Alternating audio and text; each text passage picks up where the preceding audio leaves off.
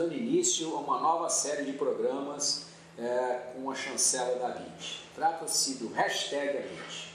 Nesse espaço, nós debateremos questões de interesse para a nossa indústria, seja na área educacional, seja na área de normas, regulamentos, na questão de tecnologias, inovações. Enfim, vai ser um espaço que terá sempre convidados diferentes tratando de assuntos que se relacionam com o sucesso, que se relacionam com as perspectivas do desenvolvimento da nossa indústria. Nós convidamos Maria Adelina, superintendente do CB17 da Associação Brasileira de Normas Técnicas. As normas, como vocês sabem, são relevantes para o funcionamento da economia. Por outro lado, quando são feitas em excesso ou dissociadas de uma realidade ou sem um timing adequado para que sejam implementadas, elas acabam prejudicando mais do que ajudando ou engessando o desenvolvimento do país e dos setores industriais e econômicos de uma forma geral. Mas o ABNT e o CB têm um grande serviço prestado à nossa indústria e nós aprenderemos um pouco sobre como fazer as normas, sobre como o processo se desenrola, sobre os efeitos benéficos que isso pode trazer para a sociedade e para a indústria. Então, Maria Adelina, seja muito bem-vinda, satisfação muito grande recebê-la e vamos aprender um pouco com você, na medida em que você, com a sua experiência, com a sua competência, tem muito a contribuir, já contribuiu muito e terá muito a contribuir no futuro. Seja bem-vinda. Eu agradeço, é uma grande oportunidade realmente de divulgar a cultura da norma dentro do campo industrial e beneficiando a sociedade, sem dúvida. Com certeza, respeitando esses limites de time, os limites de adequação à cultura do país, às necessidades e níveis tecnológicos para uma boa adequação e utilização. Muito bom. Então, para a gente começar, nos conte um pouco sobre o CB17, seu funcionamento, desde quando você trabalha diretamente envolvido com essas questões. O CB17 é um dos comitês dentro da ABNT. A ABNT é uma entidade que iniciou seus trabalhos em 1940, justamente para buscar qualidade para o mercado nacional, naquele momento tão difícil durante a Segunda Guerra, no qual se buscava a substituição de importados. E havia necessidade, sem dúvida, de produtos para a sociedade brasileira, porém havia necessidade de um mínimo de qualidade para o atendimento da finalidade. E com isso, a ABNT foi desenvolvendo as normas dentro dos respectivos comitês de especialidades. Então, desde o CB de siderurgia, metalurgia, construção civil, química, mecânica, até o CB17 ser criado especificamente para as normas têxteis, desde fibra até o confeccionado. Quantos CBs existem em funcionamento na ABNT? Atualmente, mais de 200 comitês. 200 comitês? E que coisa, hein? Normalmente são espelhos dos comitês da ISO, que é uma entidade que a ABNT ajudou a criar em 1947, criada no pós-guerra, justamente para facilitar o mercado internacional, a utilização das normas para oferecer qualidade nas transações internacionais e também tornar mais justa a questão da disseminação da tecnologia.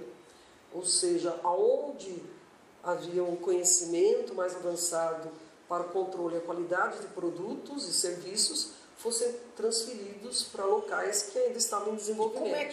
Como é que nasce a demanda por uma norma? Isso vem do governo, isso vem da indústria, isso vem da sociedade como um todo? Como é a história de se dar início à construção de algo dessa natureza?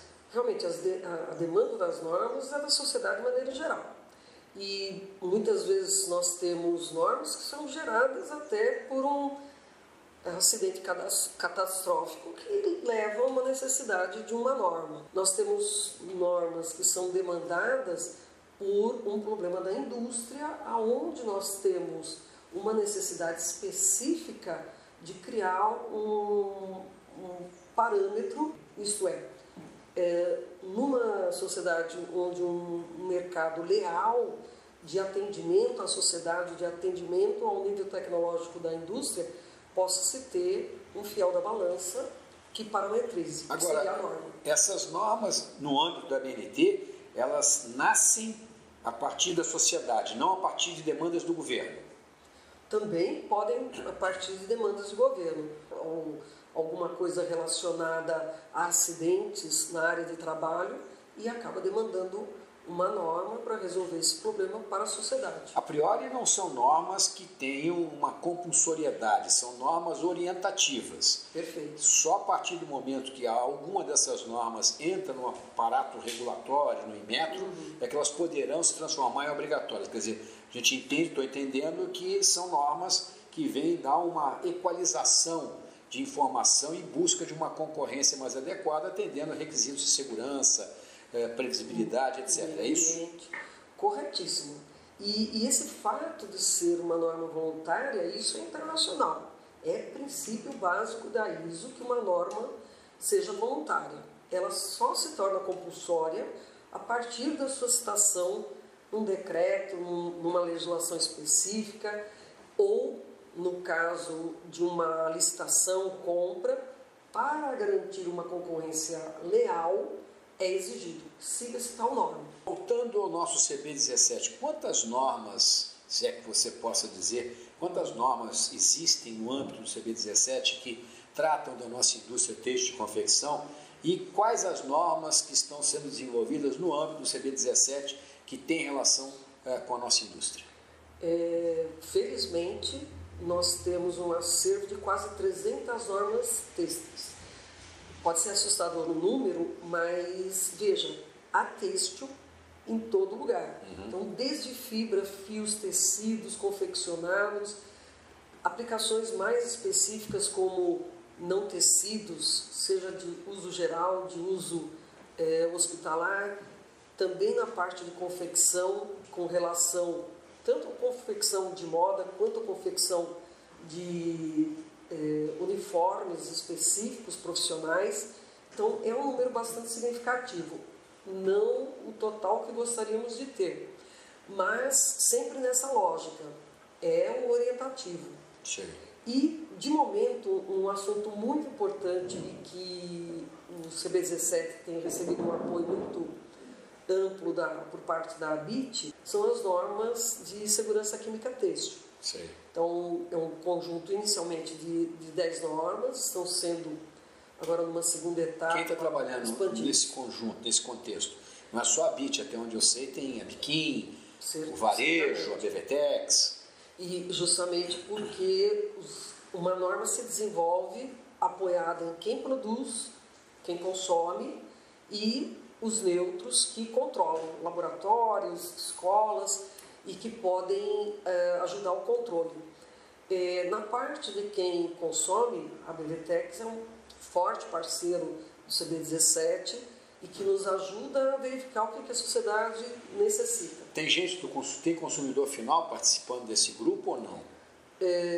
Diretamente não. Nós temos todo o desenvolvimento parcerizado com entidades que representam o consumidor final. Agora, são conhecimentos novos que vão sendo incorporados ao acervo humano e que vão identificando possibilidades de melhora. Então, essa norma que trata das substâncias químicas, ela vem para evoluir, para melhorar, mas obviamente não significa que eu estou usando aqui, que você está usando aqui agora, sejam roupas que tenham nocividade ao ser humano. Como é que é isso? Com certeza, isso a gente poderia até fazer um paralelo com os nutricionistas e o seu conceito do ovo. Perfeito. Hoje o ovo é bom, amanhã traz o colesterol e assim sucessivamente. Na verdade, o que se tem descoberto através das pesquisas são os riscos acumulativos que esses materiais podem oferecer. Não significa que já existe uma estatística de um número de óbitos gerados por esse ou aquele corante ou substância. Porém, dentro da possibilidade disso ocorrer, preventivamente A indústria está nesse passo adiante para precaver isso para a sociedade. E quando é que nós devemos ter aí a conclusão desse trabalho para a gente poder apresentar, digamos assim, à sociedade, não sem antes ter um fechamento mais claro com relação a todos os atores envolvidos? Nessa etapa das 10 substâncias que foram eleitas para seu controle, a nossa expectativa, de forma voluntária, é até o final deste primeiro semestre. E, em paralelo a isso, porque nós temos todo o ritual de aprovação disso junto à sociedade. Além do trabalho dentro da comissão, nós temos a votação através do site da BNT, que toda a sociedade pode participar. Nós temos a homologação, certo. E finalmente que essa norma está disponível à sociedade, ela pode ser ou não agregada em documentos de legislação. Mas da nossa parte de voluntário, até o final desse semestre. Mas dando um fecho ainda, nessa questão das substâncias químicas, nós estamos nos inspirando em algumas normas existentes em outros países, ou nós estamos fazendo isso aqui a partir de uma concepção brasileira unicamente? Na eleição das substâncias foram priorizadas as questões brasileiras. Porém, as metodologias, elas são quase que em toda a sua maioria baseada em normas internacionais. Então, a utilização de referências internacionais é um princípio básico. Algum país ou alguns blocos econômicos se destacam por isso? Os Estados Unidos tem alguma coisa nesse sentido já vigorando? A União Europeia, o Japão, tem alguma... Sim, tem iniciativas muito adiantadas e também tentando conciliar dentro de normas ISO, pelo fato de ser internacional, pelo fato de facilitar todo o mercado internacional. Mesmo sendo voluntário, como é que nós vamos conseguir administrar isso com relação a produtos que vêm de fora? Alguns países já têm destaque sobre esse assunto ou não? Sim, temos países que têm isso muito adiantado. Existe uma pressão por entidades ecológicas também, e há uma necessidade de que... Mas quais países? Estados Unidos tem? A União Europeia tem? Temos na União Europeia, o Japão há muito tempo já faz uma série de controles, não só dos seus produtos internos, mas também dos importados. Mas, Adelina, nós estamos chegando aqui na reta final do nosso programa. Eu queria falar um pouquinho, investir esses últimos 5, 6 minutos que nós temos, sobre a questão das vestibilidade, as normas que o estudo feito, o antropométrico feito pelo Senai CETICT, com 10 mil medidas de corpos, identificando os biótipos. A BNT já faz isso tem bastante tempo, e às vezes existem projetos de lei que confundem medidas do corpo com medidas do vestuário. O vestuário é feito com N tipos de matérias-primas, a moda ela afeta ou não. Como é que está essa história, como é que está isso no âmbito da BNT, os softwares que estão sendo criados, inclusive ajudando o consumidor no momento da sua compra online, ou até mesmo no ponto de venda, como é que está isso? A exemplo da ISO, a BNT tem um trabalho das normas que já foram desenvolvidas mais recentemente para o público infantil e masculino e em desenvolvimento feminino, mas justamente o que a ISO preconiza e que a BNT segue é a questão da vestibilidade. Não se prender a codificações, isto é, sou uma 50, sou uma 48, mas se prender à transparência de informação. Então, esta roupa serve para alguém que tem tórax 80. Essa roupa serve, é uma blusa que serve para uma mulher de busto 110. Então, não a medida da roupa, mas a medida que o corpo que vai vestir essa roupa serve. Porque aí nós teríamos 2 atendimentos. O atendimento do estilo da roupa, é um slim, é uma roupa mais solta, é um corte mais ajustado, e também a questão do tecido.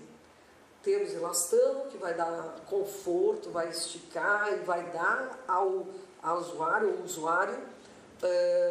a sua silhueta desejada. Então, essa transparência de esclarecer, não simplesmente como um anúncio de apartamento, é um 3 dormitórios. Não, é um esclarecimento qual é a metragem que está aqui envolvida. Então, simplesmente falar é um tamanho 48 de uma blusa, não. Até porque 48, quando se define 48, você tem 2 para trás, 2 para frente. Perfeito. Porque quando você compra PMG, você compra uma generaliza, mas tem isso no mundo inteiro tem. Quando você compra uma meia, por exemplo, às vezes essa meia serve do 39 até o 42. Arranjos, né? São porque você, no limite, você tem que fazer uma meia para cada pé. Ou seja, não existe padrão de corpo humano, portanto, a roupa tem que ter referenciais que vão indicar ao consumidor. Me parece... Aquelas medidas limites, aquelas né? medidas... Por exemplo, numa questão de uma calça, o quadril é um limitante. E em todos os lugares do mundo, isso aí sempre também foi orientativo, nunca foi algo compulsório. Porque é um acordo entre partes, entre o que o usuário se sente confortável e o que tipo de mercado que aquela confecção atende. Perfeito. Então, uma confecção ela não vai atender todos os tipos de corpos. Então, ela acaba se especializando. Vou atender o size, porém, para mulheres mais baixas. Esse modelo está avançando, inclusive, para os tamanhos maiores, quer dizer, está se fazendo métricas para atender também as pessoas que têm um peso um pouco maior. E isso, uma confecção, dificilmente vai fazer o mesmo modelo para todo e qualquer tipo de corpo. Perfeito. Até por uma questão de conforto, estética, então vão se especializar em nichos. E as empresas que fazem esse tipo de especialização buscam pesquisar o seu público em termos de medida, são as que melhor têm desempenho.